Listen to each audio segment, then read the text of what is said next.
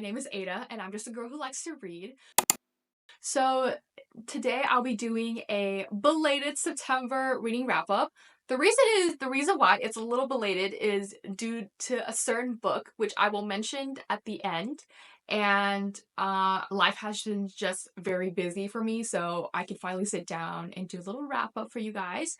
So basically, I read 12 books in September, where 7 of them were audiobooks and 5 of them were on physical or on my Kindle. So without further ado, let's get into it. So the first book I read is Daydream by Hannah Grace, which is the third book in the Maple Hill series, where you follow Haley and Henry, in which they become at first strangers, they meet at a party, and eventually they become pretty much best friends, and you kind of follow their journey of not just falling in love with themselves, but also falling in love with each other and finding new friendships, and of course just going through hard-hitting topics such as Henry's neurodivergency, and along with Haley being the eldest daughter. And I love this book so much. I gave this book 5 stars. I read this on the plane going to New York, and it's also mentioned in my New York vlog. So the reason why I love this book so much is because this really hit home for me as the eldest daughter myself, and especially to immigrant parents. Like, if you know, you know. And and surprisingly, I related to Henry, as he does have a difficult time expressing his emotions. It's just being there for people, and just, you know, everything in general. Like, I love Henry so much. Like, he is literally king, like my sweet angel. Like, I just want to wrap him, like give him a tight hug, including with Haley. Like, I love the both of them so much. And I can't wait to see what Hannah Grace has in store for her next books, because I feel like anytime Hannah Grace writes, it just gets better and better. And I feel like she's really like discovering herself, who she is as an author, which is also great. And of course, the smut in this, immaculate. We love to see it. So yeah, 5 stars. Highly recommend. And the next book I read is Fated Throne from the Zodiac Academy series, which is book 6. And I gave this one 5 stars.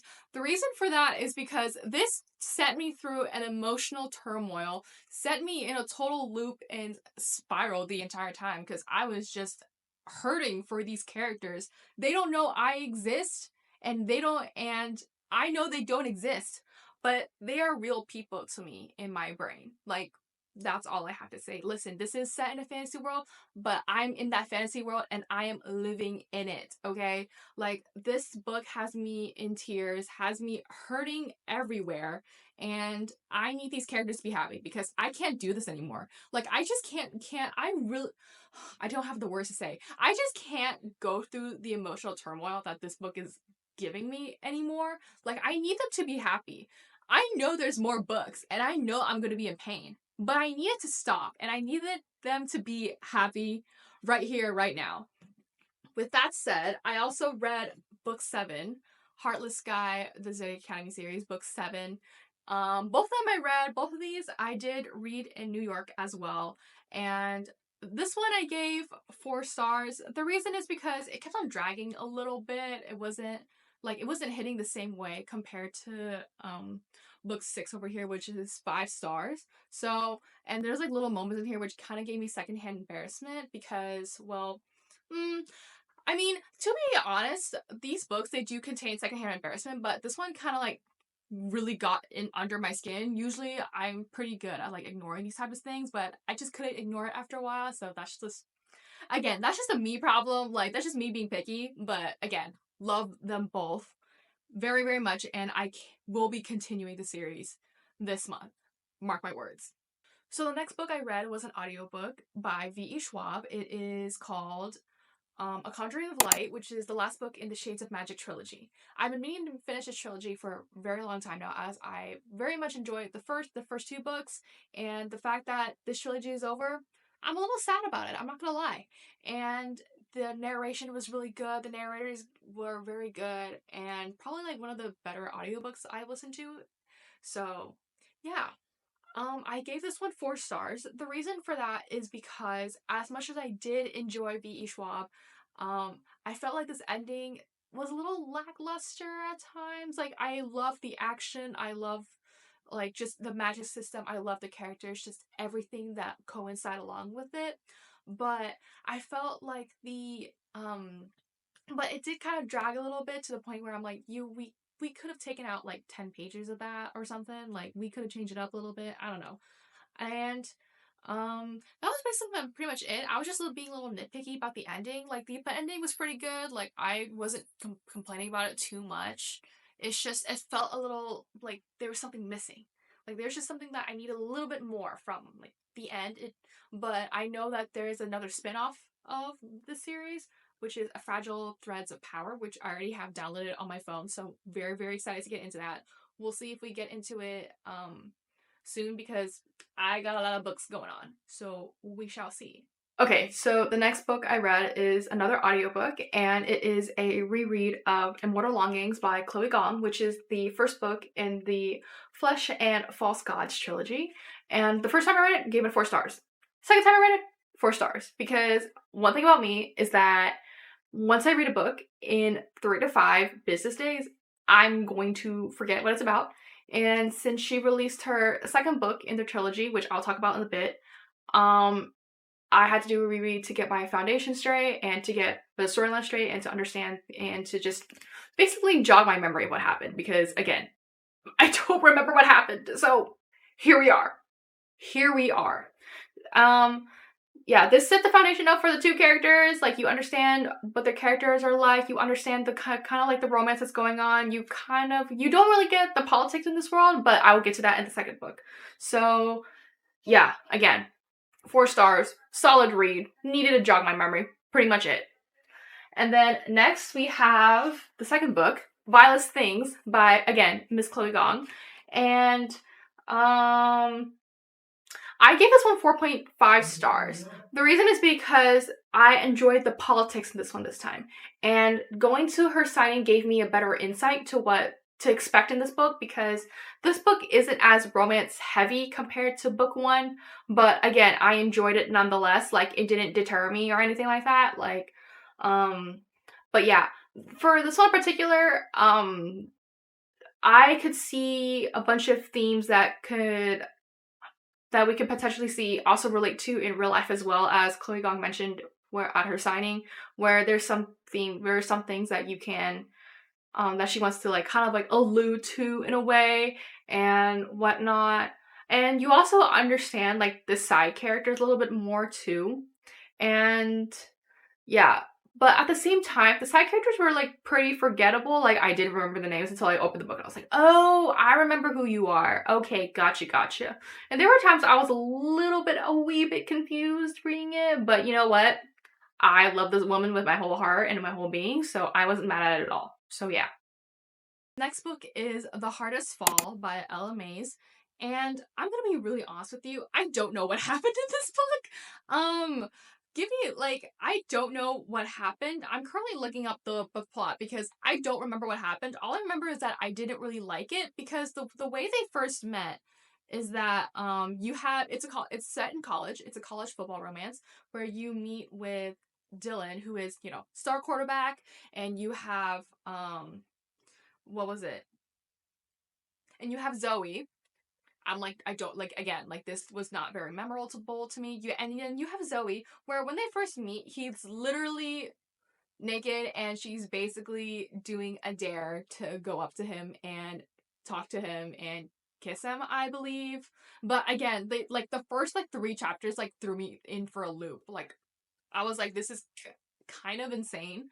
And I think this is also good context, where all the audiobooks that I mentioned in this video is going to be I listened to at work.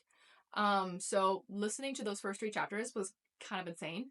Like, the first 10 minutes specifically was pretty insane. And I gave this one 2 stars. The reason is because, first of all, love the male main character. Love Dylan. He's great. He got a little bland at times, but he did nothing, but it's fine. Not a big deal. But what really got me was Zoe.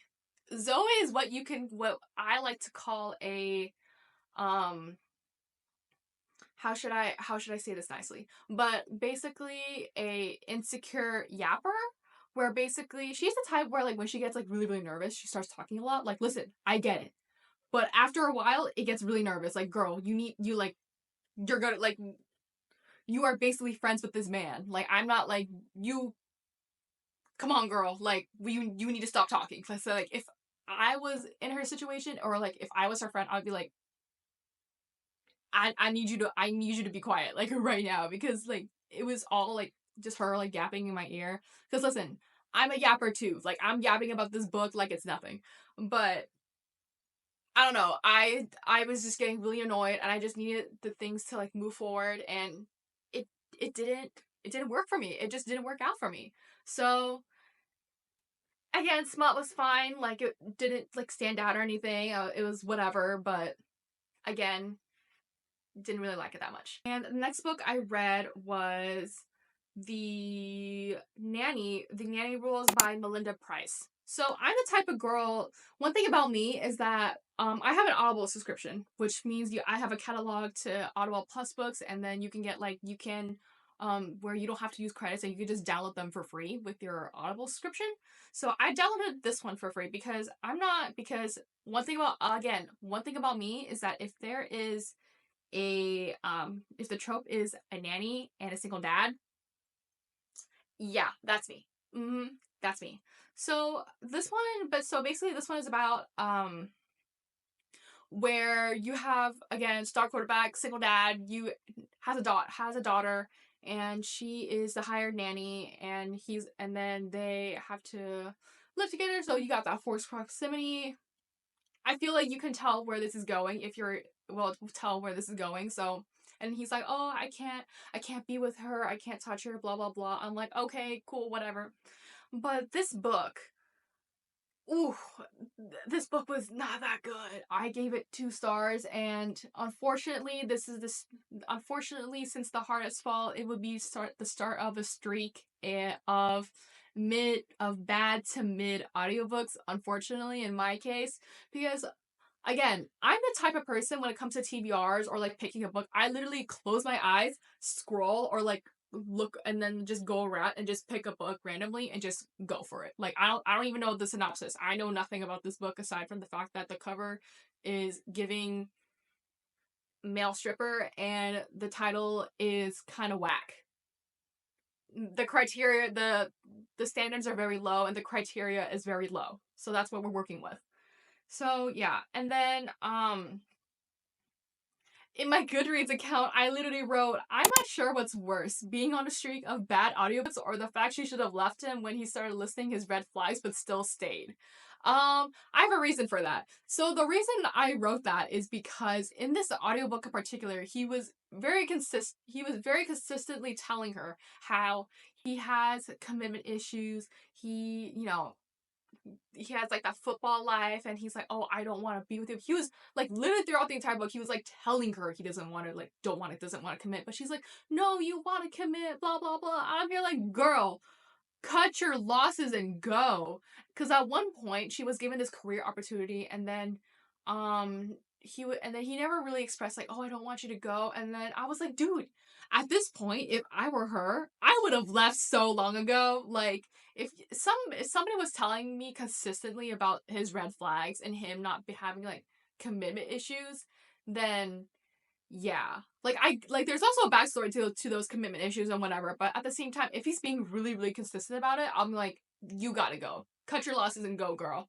So again, 2 stars, because listen, I love the daughter, love the little girl, she kids in books, love to see it, but yeah, our main girl should have left a long time ago. The next book I read was Ice Planet Barbarians. So one of my friends, she has been shoving this book down my throat for the past, I would say the past 2 years. I would like to say the past 2 years ish.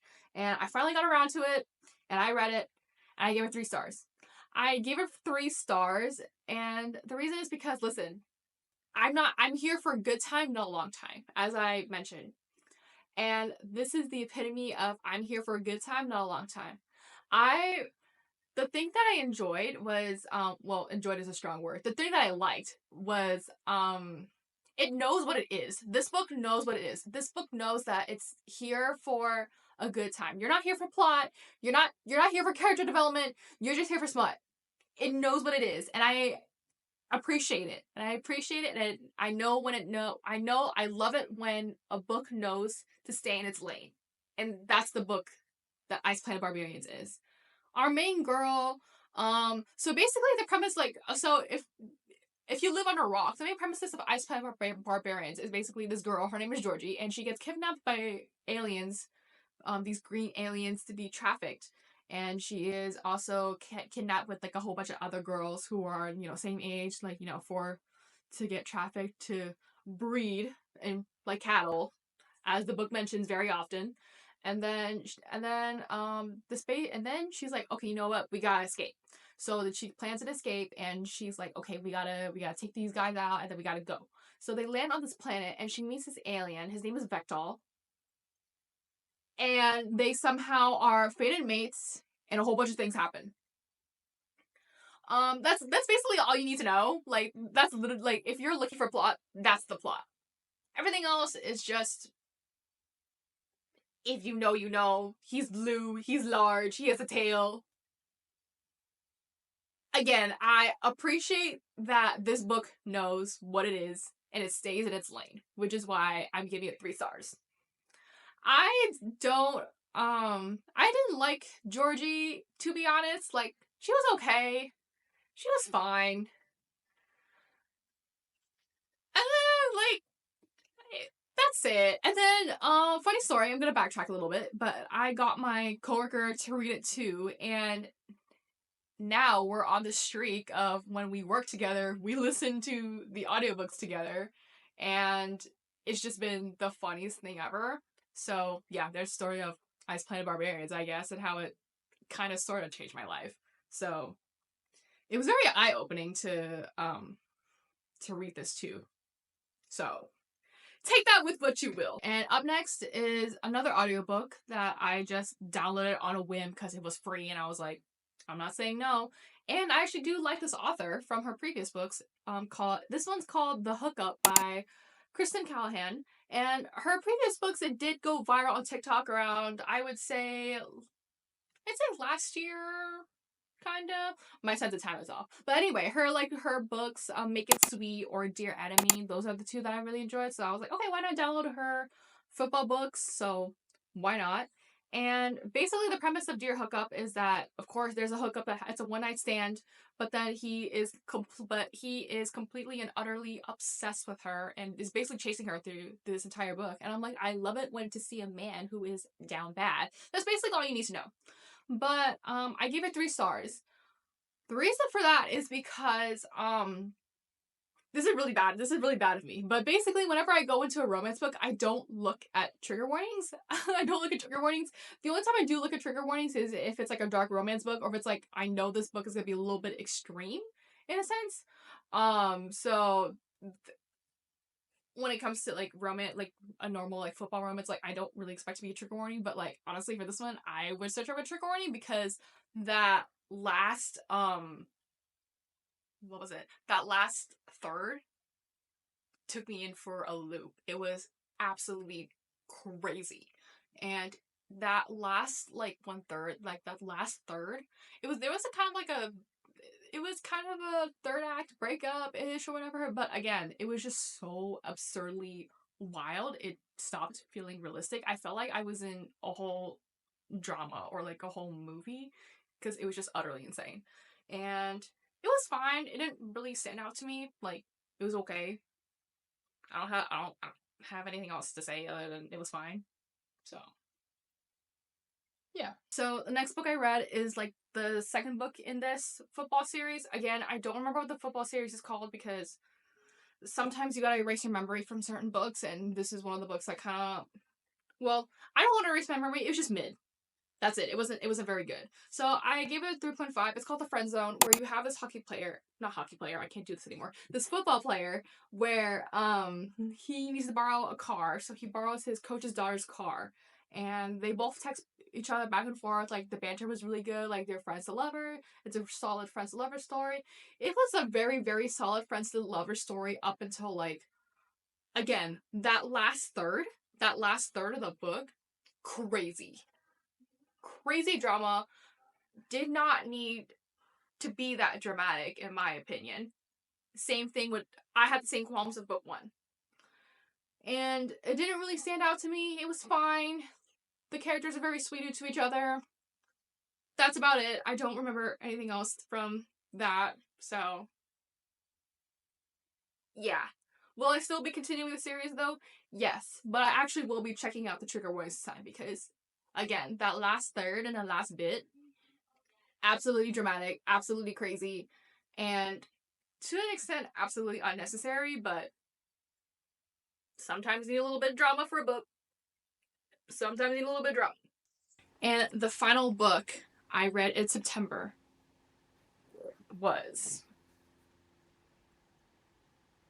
A Little Life. Where do I even begin? This 5 stars. This took me 2 weeks to complete it. The reason is because I wanted to absorb every single word in this book because, first of all, this is the smallest font I've ever seen in my life, and this is like the smallest margin I've ever seen in my life. So I knew I was not finishing this like very quickly. So it took me 2 weeks, and I wanted to push through and just finish it by the time September ended, which is why I'm a little late, but that's okay. But it's also not okay because I am very sad, and I don't know if I'll recover. Where again, I don't even know where to start with this book. So let's start with the main premise. The main premise of this book is that you have 4 friends. You have 4 friends. They've been friends since college, and they all have different occupations. They have different struggles. They have different stories, and they have and they're basically interconnected into this book right here. But the main person you need to really pay attention to most of the time is Jude St. Francis, which is one of our main characters. You also have Jude St. Francis. That's the guy that's the man you really have to pay attention to in this book, in my opinion. But the other characters, Willem, Malcolm, and JB, they are also very important to the story as well. And oof, I'm like trying very hard not to cry thinking about this book. But basically, Jude, but basically they are wondering why Jude is very recluse. Like when you first meet Jude, you're kind of like, oh, there's must be like something going on and whatever. And as you keep going, it just sucks. Like it sucks for everybody in this book. Like I don't know how to explain, but pretty much this book, it's the best way I can describe this book. It's beautifully tragic. The reason why I say it's beautifully tragic because there's so much grief, pain, sadness, lots of trauma, lots and lots of trauma. So if you do decide to read this book, check out the trigger warnings. And this time I actually did check out the trigger warnings. It's a full list. You can find this list on Google, and I did go through it, and I typically don't get phased by things very easily, but this one actually got me feeling like actually a little bit physically ill at times because the descriptions were so, it felt, how should I say this? It was so real, like you actually, and I feel like I've known these people all my life, or like, I feel like I know someone who is like these characters, or like I see myself in some of these characters. But yeah, I would say I would recommend this book to pretty much everyone if they have the stomach for it, and if they're in the, and if you're right in the right mental place, like if you're in a good place mentally, or if you're like in a mentally stable, then I would pick this up and give it a read because the writing is beautiful, the language is beautiful, and it also kind of changed my perspective on life a little bit because yes, life is difficult, life is hard, life is very tragic, but there are these little glimmers of hope. There was like every throughout this book, even though there was so much going on, there's so much sadness, pain, angst, like just everything, there was little sparks of hope that kind of get me going through this book. and it kind of changed the way I view life a little bit now, just following those traces home, because yeah, everything may suck now, but it will get better. But at the same time, there's also the question of, will it get better? Like, will it get better? Does it get better? And sometimes you can't help everybody. It when it comes to circumstances like this. So take that with a grain of salt. But either way, I would highly recommend this if you're in a good mental space. So I don't think I'll ever get rid of this book, or like, I don't think I'll ever recover. Yeah, I don't know what else to say other than this book gave me great pain, great sorrow, and just got me thinking a lot about life. Anyway, that is it for my September wrap up. I hope you enjoyed, and I will see you in the next one. Bye!